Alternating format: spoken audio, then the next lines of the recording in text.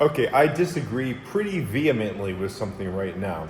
We're going to hear from a couple people, but the second one is Dr. Alexander Visner-Gross, someone I respect quite a bit, and I disagree. That means you can do world modeling in a really powerful way using you shift the whole thing into symbolic reasoning almost when you can think in those concepts. So don't we get to that level very quickly now?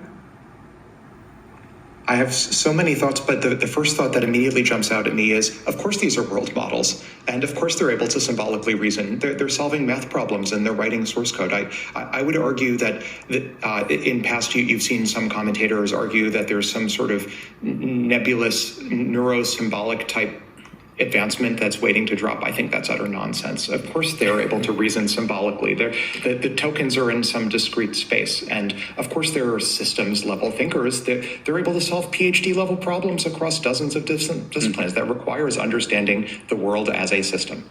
So yes. Yeah, I agree with that. And it turns into a philosophical debate and nothing great usually comes out of it.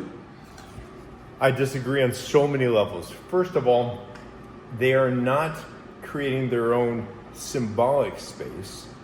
They're in a continuous vector space. It's a very different thing.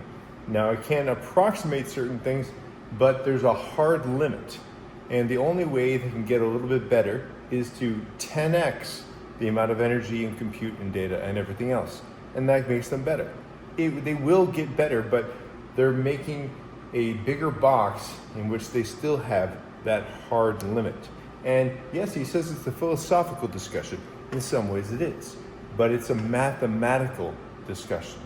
There is a big difference between exploring the space of continuous field vectors and exploring the space of discrete symbols. Totally different things.